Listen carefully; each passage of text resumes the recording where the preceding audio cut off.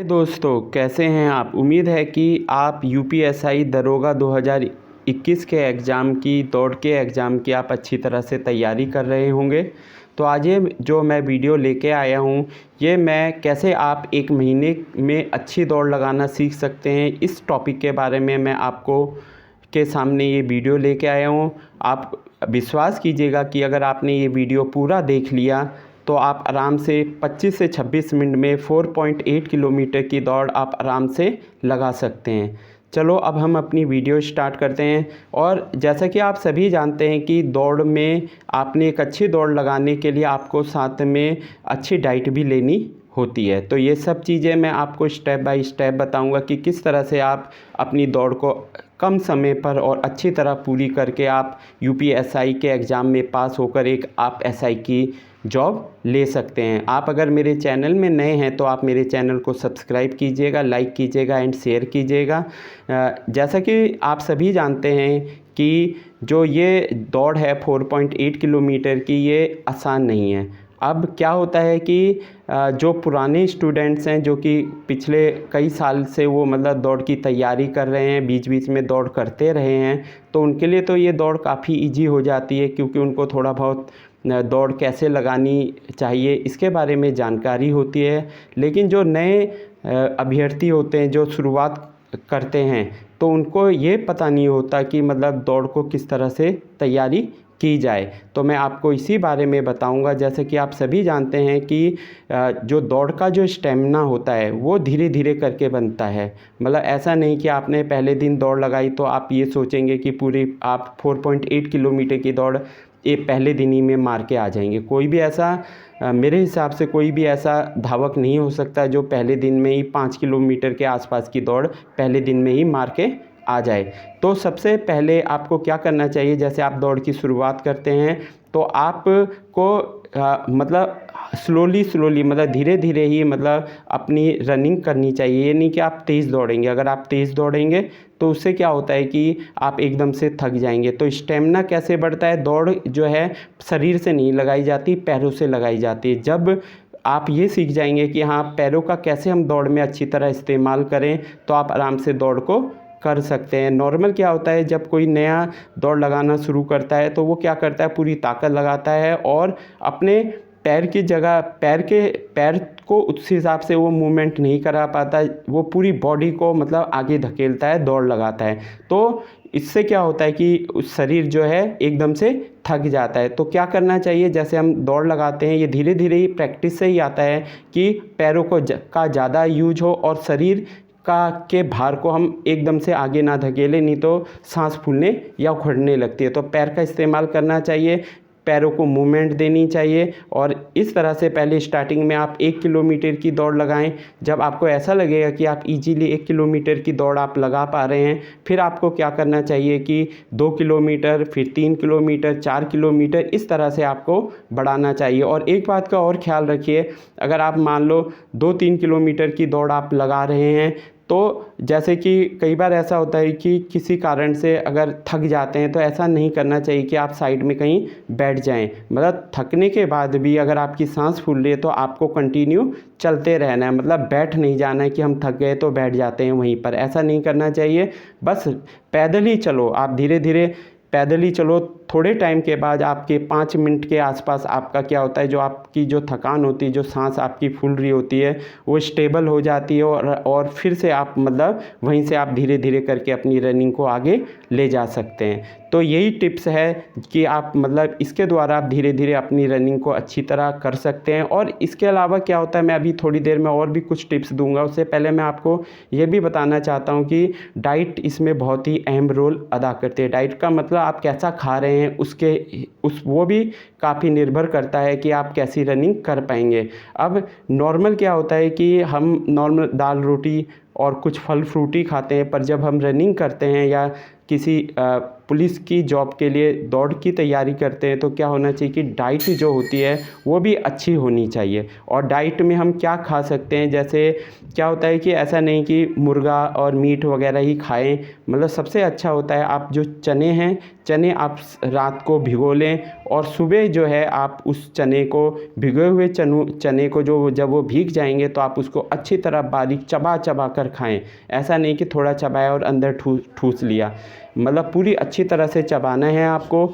और उसको, इसके अलावा आपको क्या है कि केलों का भी मतलब यूज करना है। आपको कम से कम एक दिन में 1 दर्जन केले तो खाने चाहिए, क्योंकि क्या होता है कि जब रनिंग शुरू करते हैं तो नॉर्मल 1 महीने के में 5 से लेके 10 किलो तक का वेट लूज हो जाता है। अब जिसका पहले से ही वेट कम होगा तो उसका वेट और ज़्यादा कम हो जाएगा, और वेट कम होने से भी क्या होता है कि सीमा से ज़्यादा कम हो जाता है तो स्टेमिना, जो एक क्षमता होती है रनिंग की, वो भी घटने लगती है। तो अपने वेट को ज़्यादा लूज ना हो इसके लिए आपको चने खाने पड़ेंगे, अंकुरित चने खाने पड़ेंगे। उसके अलावा आप केले खाइए, करीब 1 दर्जन रोज़ खाइए। चाहे आप इसको मतलब इकट्ठे नहीं खा सकते तो 3-4 इस तरह से 2-3 भागों में बांट लें।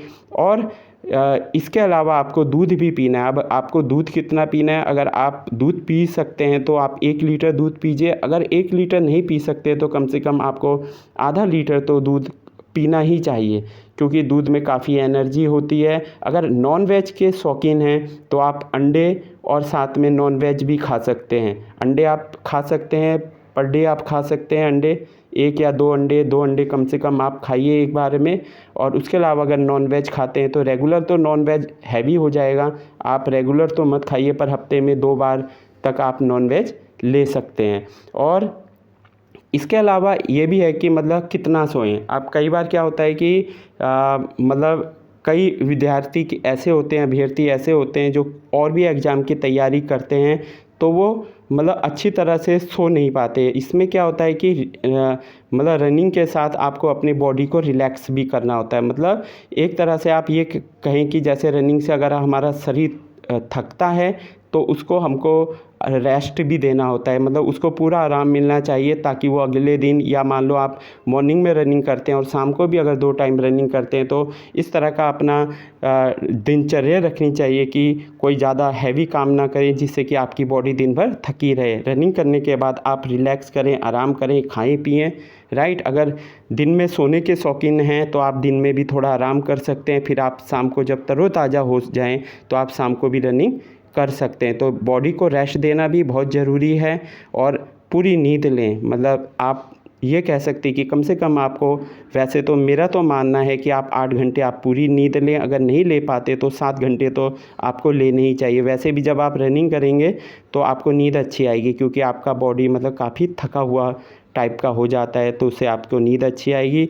अब बहुत से अभ्यर्थी पूछते हैं कि सर कौन सा जूता पहनना चाहिए, मतलब कैसा जूता पहने जो कि हम रनिंग में जो है आसानी से रनिंग की जा सके।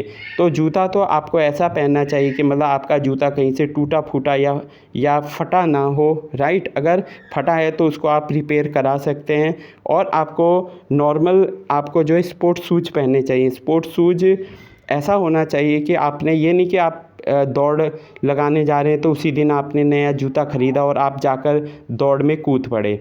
तो क्या होता है कि हर शूज़ का एक अलग वेट होता है, राइट। तो आपको क्या करना चाहिए कि आप जूते अगर नए ख़रीदते हैं तो आपको उसको करीब 15 दिन पहले यूज करना शुरू कर देना चाहिए, जिससे कि वो आप उस जूते के हैबिचुअल हो जाएं और वो जूता सेट भी हो जाएगा। आपको उसके जूते के बारे में पता भी चल जाएगा, आप आराम से रनिंग कर सकते हैं। तो आप अच्छा जूता पहने जिससे कि वहाँ पर आपको प्रॉब्लम ना आए हो। और जितना आप अच्छी तरह से आप तैयारी करेंगे, अच्छे शूज़ पहनेंगे। इसके अलावा आपको कपड़े कैसे पहनने चाहिए, मतलब जब आप नॉर्मल रनिंग भी करते हैं तो आपको कपड़े आमतौर पे सूती टाइप के कपड़े पहनने चाहिए। टी शर्ट अगर आप पहनते हैं गर्मियों में तो आप टी शर्ट आप ऐसी पहनिए जो कि सूती हो, क्योंकि अगर आप टेरी कोट की या इस तरह की मतलब वो पहनते हैं कपड़े, तो उससे आपको पसीना ज़्यादा आएगा और पसीना ज़्यादा होने पे थकान होगी। तो ऐसे कपड़े पहनिए जो कि सूती कपड़े, क्योंकि ऐसे होते हैं जिससे कि हवा आर पार चले जाती है और जिससे कि आपकी बॉडी मतलब ठीक रहती है, आपको ज़्यादा पसीना नहीं आएगा। आप इस तरह के कपड़े पहने। और सबसे बड़ी बात है कि दौड़ के लिए स्वस्थ रहने के उपाय। अब आप मान लीजिए कि आप दौड़ करने तो आप जा रहे हैं, पर आपका जो स्वास्थ्य है वो आपको अपने को स्वस्थ रखना है। आप स्वस्थ कैसे रहेंगे? जैसे कि कई अभ्यर्थी क्या करते हैं कि जैसे दौड़ के लिए तो वो मतलब तैयारी करते हैं, दौड़ते भी हैं, और जब वो थक जाते हैं तो क्या करते हैं, सबसे पहले वो पानी पीते हैं। मतलब पानी आपको कब पीना चाहिए? जैसे आप रनिंग करते हैं तो थोड़े टाइम जब आप रिलैक्स हो जाओ 5-7 मिनट या 10 मिनट में, तभी आपको पानी पीना चाहिए। ये नहीं कि आपका की बॉडी पूरी गर्म है और आप ठंडा ठंडा पानी पी रहे हैं, तो उससे क्या होगा कि ठंडा गर्म हो जाएगा तो आपको सर्दी जुकाम लग सकता है, राइट। तो आपको जब आपकी बॉडी रिलैक्स हो जाए, थोड़ी देर दौड़ लगाने के बाद जब आप आराम कर ले 5-10 मिनट बाद, तब आप उस पानी पीजिए ताकि आपको सर्दी जुकाम ना हो। अगर सर्दी जुकाम हो जाता है और मान लो 1 हफ्ते तक आप रनिंग नहीं कर पाते हैं, तो उससे क्या होगा कि आपकी जो एक हैबिट बनती है, धीरे धीरे करके स्टेमिना बनता है, वो बीच में ब्रेक हो जाता है और आपको फिर से परेशानी का सामना करना पड़ता है जब दोबारा से स्टार्ट करते हैं। तो आप ऐसी कोशिश कीजिए कि आप ऐसी हैबिट अपनाएं जिससे कि आप बीच में बीमार ना हो, राइट। और अगर आप बीमार नहीं होंगे, कंटिन्यू आप सही तरीके से प्रैक्टिस करेंगे, तो मेरा मानना है कि आप यूपीएसआई दरोगा 2021 की दौड़ को, और कोई भी एग्ज़ाम की अगर दौड़ हो जिसमें, तो आप उसको आराम से क्वालिफाई करके आप एक गवर्नमेंट जॉब ले सकते हैं, राइट। तो आपसे मैं बस यही अनुरोध करूंगा कि आप अपनी तैयारी पर फोकस करें और फालतू चीज़ों पे ध्यान ना दें। आप मेरे चैनल को सब्सक्राइब कीजिएगा। अगर आपको मेरी नॉलेजेबल ये वीडियो अच्छी लगी है तो आप सब्सक्राइब कीजिएगा, लाइक कीजिएगा एंड शेयर कीजिएगा। आप सभी यूपीएसआई दरोगा के एग्ज़ाम में सफल हों, यही मेरी शुभकामनाएँ। Bye, thank you.